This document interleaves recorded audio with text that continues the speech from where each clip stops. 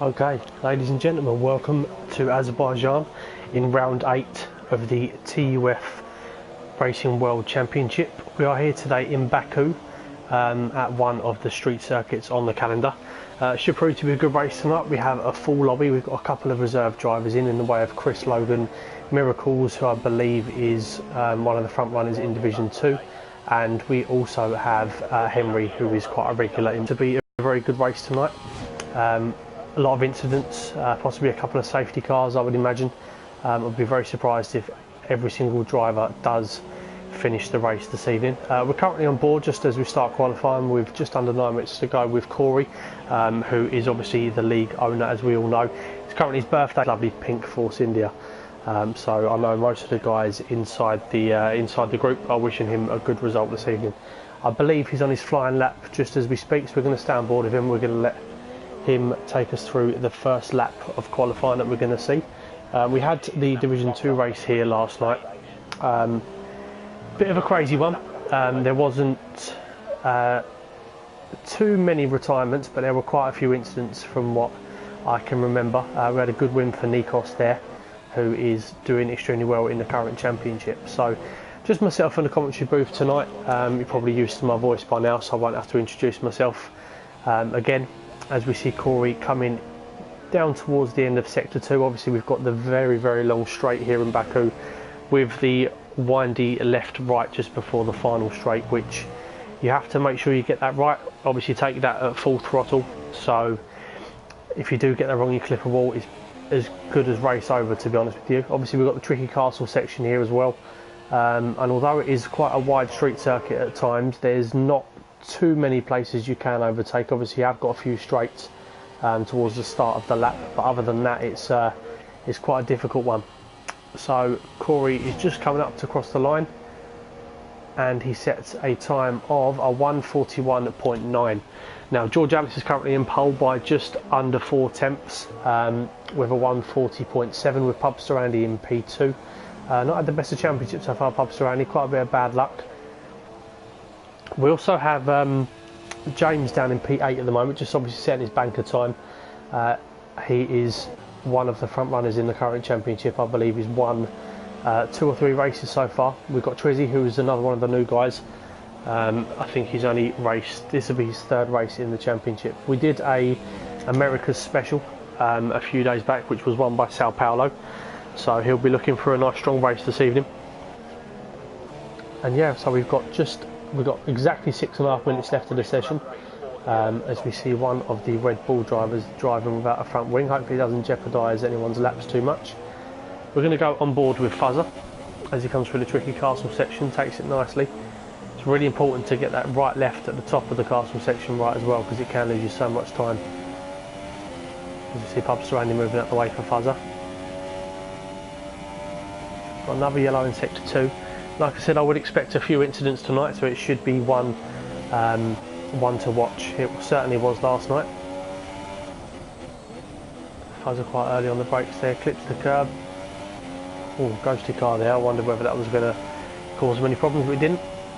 As we approach the left and right, takes that nice and smooth. It's important to not really turn the car too much, because you will lose a little bit of time through there. You need to take that as flat as possible, and then it's just hammered down straight to the line, and that puts Fuzzer in P2, so he is just under a tenth away from pole position. So George Alice is looking good for pole at the moment. We've still got a bit of time left in the session. Carl's buried down in P15, last year's champion for 1:42.7. I believe that'll probably just be a bit of a banker lap. I wouldn't look too much at these times at the moment, as I would imagine that a lot of people will have a little incidents here and there. As we see NR approaching the line, currently in P3. Is he going to dive back into the pitch? Yes, he is. As well as Pubster Randy and Memo, and we have Dobby driving very slow on track, possibly run out of fuel. Going to go on board with Sao Paulo now, as he is about midway through Sector 2. Slightly conservative through the castle section. That takes the top of it very nicely indeed. You don't want to get too much, lose the back end too much on that left-hander, because that can cost you a lot of time. Azerbaijan's a bit of a tricky one at times, because if the curves here can be quite deadly, you don't really want to touch them too much, because a lot of them are double curves, I believe, so it does send you in the air quite a lot. As he approaches Sector 3, cuts the corner nicely. Let's see how he fares with the left-right. Very nicely done indeed. As Henry retires from the session, not actually setting the time, so what I can only assume is an unfortunate incident. And Sao Paulo's going to dive back into the pits, unfortunately. So we're just on board with Whiskit now.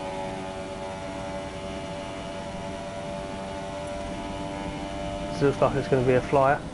Nope, I lied. Hoping somebody will set a flying lap sooner or later.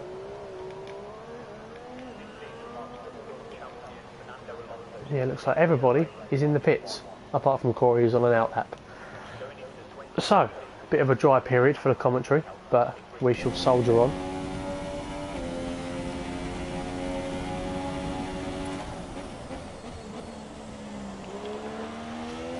Receiving word from Corey that he thinks he's going to have a poor race tonight, which for somebody on their birthday is speaking rather negatively. So, you know, maybe with age he becomes more wise, but we'll see. I don't want to say too much, because he might have some words to say about me after the race, and we don't want that. We have a yellow in Sector 1. That's Pagani. Having a bit of an incident. Yeah, Pagani's not had too much luck so far in the season. Neither has Lennon, who has currently not set a time as of yet. Yeah, Pagani and Lennon have both had bad sort of incidents in Canada as well. So let's hope that they can find a bit of form this evening. And I think even if they don't score some points, I think just to finish a race for them would be great. As I don't believe they've finished one just as of yet. So, I know we have a few guys watching tonight, so welcome. Hope you enjoy the race, and I hope you don't get too bored of my unique Cockney nasal voice anytime soon. See how Pagani copes with the castle section. Slightly conservative. I think we'll see a lot of guys, as we mentioned earlier on, just there actually at the top of the castle section. It's so important to get your braking point right as you're going uphill, because going wide there will jeopardise you so much time.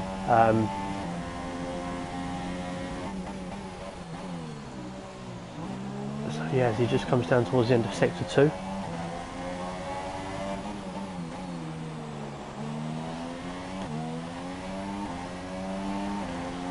He's currently just on an out lap though, so we'll stand board with Pagani for his flying lap.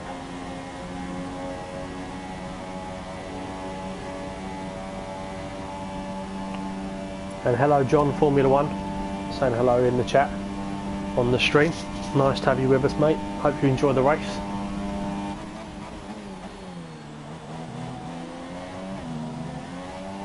Pagani cuts that first corner very nicely. So he just clips slightly too much curve there, and that makes his back end slip out, so he's going to lose a couple of attempts because of that. But it's so easy to do here, I can't imagine anyone's really going to set the perfect lap. But with 45 seconds to go in the session, everyone's going to be queuing up on track and going to be desperate to set some times here. The grip's obviously going to be better towards the end of qualifying, so hopefully no one gets caught up. Unfortunately, there was a couple of cases last night in qualifying in Division 2 where people got slightly cut up and held up from people on their flying laps, which Did mix up the field ever so slightly. There we go, much better from Pagani there through the castle section. Looks like he's had quite a nice lap so far. Again, I think it's just a case of wanting to avoid in the field. As qualifying comes to a conclusion, Pubsterani retires from 4th place. We have no time from Henry and none from Lennon or Chris Logan either, so interesting tactics from the guys there.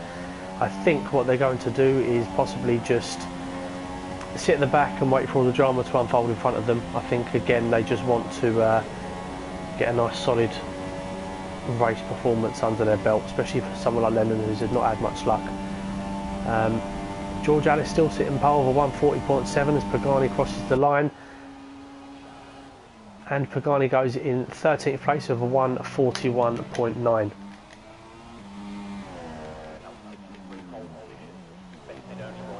Unfortunately, it's not letting me actually skip to anybody else as we currently stand, so until Pagani retires from the session, I believe. As Funky retires from P11. So as it currently stands, we have George Alice taking pole with a 140.4, so he's improved on his time by about 3 tenths. Very impressive time there from George Alice, with Fuzzer taking the 2nd place on the front row over 140.8. Another good performance in his McLaren here with a 140.9 in P3, with Miracles, a Division 2 driver, going 4th with a 141.0. So he's going to be really happy with that. He is absolutely flying in Division 2, and I think he will be on board for a good race tonight. He didn't have too much luck last night. As we see qualifying come to an end, so Pagani actually ended up 16th place. A few of the guys in and around him did improve, but we'll run through the final classifications now. From where we left, we have Pubsterandi in P5 and Whiskey in P6, James in P7, quite surprising, and Dobby in P8. Didn't expect to see those two guys that far down the grid, but they occupy the 4th row. Then we've got Carsberry in 9th and Memo in 10th. And then we go down to Trizzy Antonio and Sao Paulo in 11th and 12th. Funky in 13th with Shone in 14th.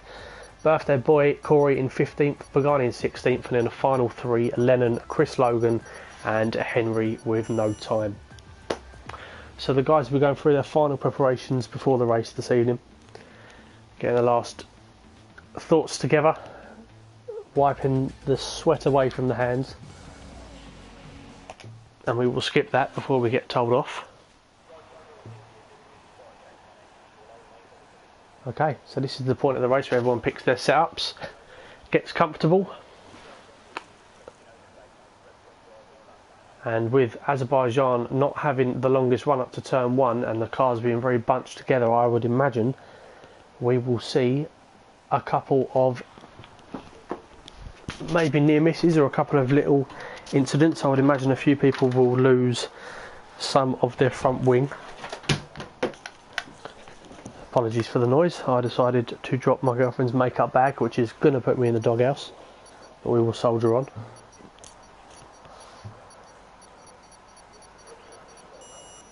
Okay.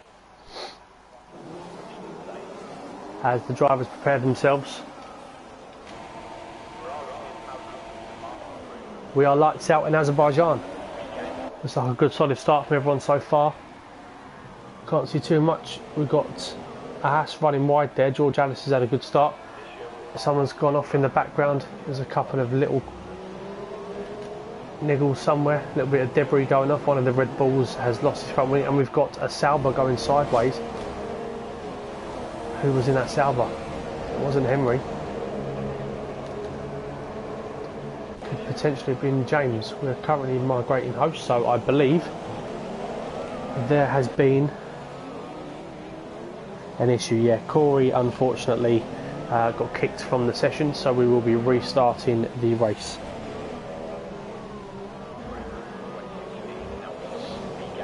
Okay, so after a interesting start, we will be restarting the race. There's no point in me sitting in this lobby. Actually, I'll wait till we get another invite.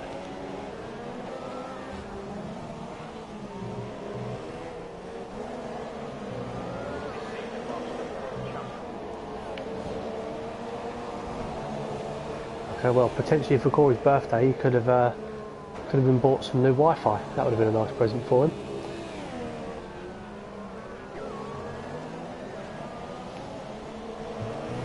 Okay, so this is always a bit of an awkward situation as a driver, because you brace yourself and you might get a relatively clean start to the race, maybe maintain position, go up or down, just one, maybe two places, feel comfortable. You can get quite nervous at the start because obviously you want to have a good race, and obviously the starts are so important, and obviously you don't want to jeopardise anybody else.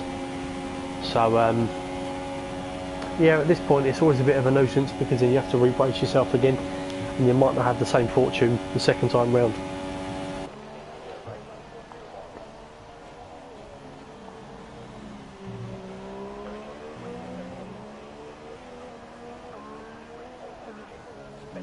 We will await an invite from the Welsh wonder, that is Chris Logan,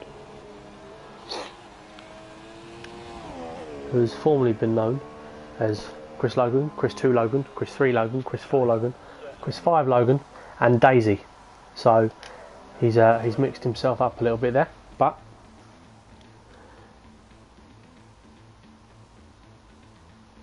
you know how this is. Oh, we've had a nice message on the YouTube stream. Good commentating, rate this highly, thank you very much.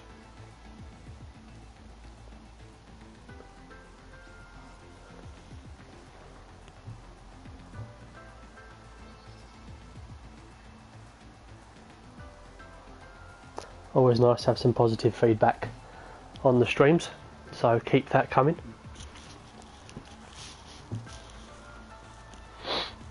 So, as we have this time to ourselves to maybe just think about what's going to be going ahead, it gives us a chance to have a quick breather, and we can possibly think about the sacking of Slaven Bilic from West Ham. Now, I think it was inevitable. I know this is a Formula 1 stream, but I'm going to do it anyway. It was inevitable, I think, for Slaven Bilic, but getting Moise in to replace him, I think that's a bad move. He couldn't quite do it on a rainy night in Las Palmas with Real Sociedad. Is he going to be able to do it at West Ham? Only time will tell. So we're just waiting for a couple more of the guys to rejoin the session. Trizzy, Antonio and Memo, and I believe that is everybody.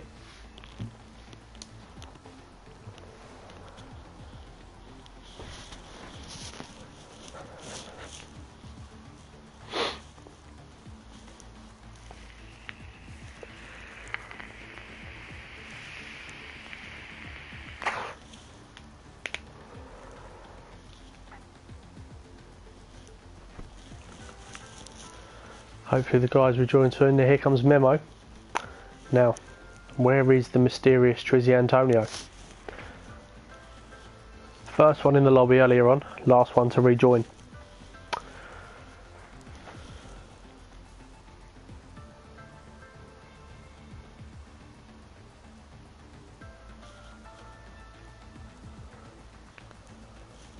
I shall fulfil my duties and message Trizzy.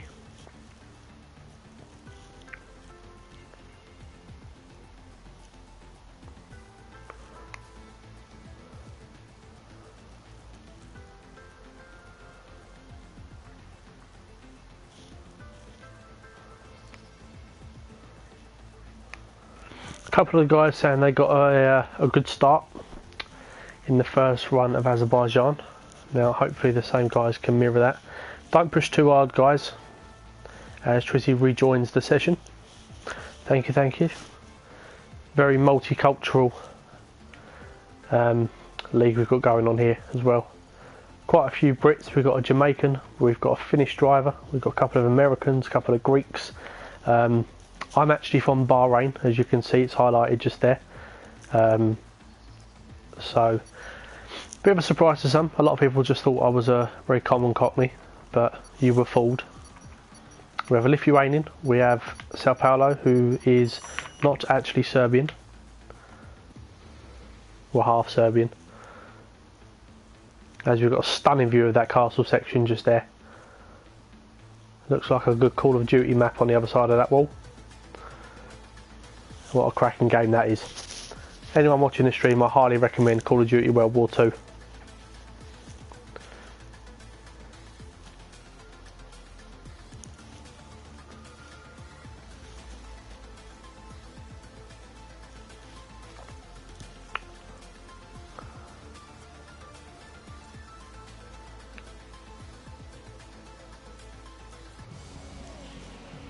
Oh, let's skip that before we get told off.